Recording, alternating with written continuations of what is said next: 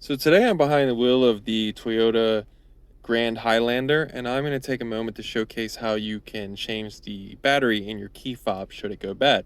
So first off, obviously grab your Grand Highlander key fob, flip it on the side opposite the buttons that says Grand Highlander, and you're going to locate this little toggle right here that has an arrow pointing down. So you're going to slide that little toggle down. So slide it down, and it's going to reveal this manual key. So when you slide down, pull on this spot where your keychains are connected.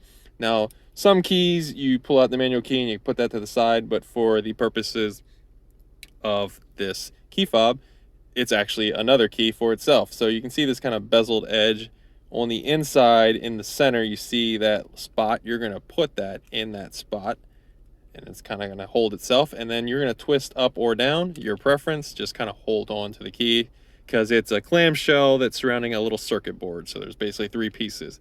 So there you go, pops open. Now you can put your manual key to the side for a second.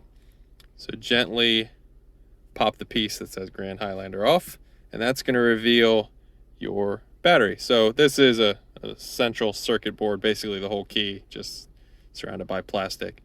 But the battery is a CR2450 battery. I will put a link in the description for should you need to get a battery off Amazon for the cheapest way.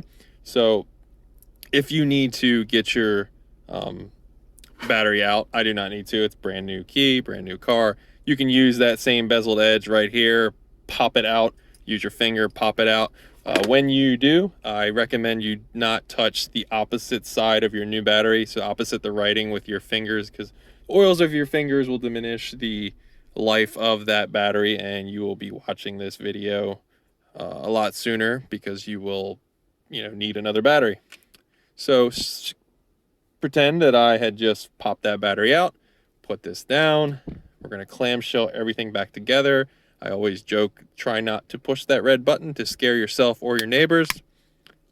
Clamshell it all back together, and then don't forget to slide your manual key back in.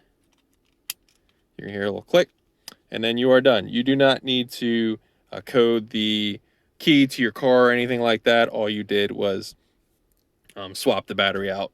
Watching this video and getting your own battery could probably save you $100, depending on how shady your dealer is. They may actually charge you an hour labor just for doing your key, and give you some lies about that it needs to be coded to the car and this or that, something can go wrong, blah blah blah. But all you need to do is pop two pieces of plastic apart and then pop out a little battery, and you probably get one, I think, on Amazon for less than $10. So I hope you like this video, and I hope I saved you some money. Thanks for watching.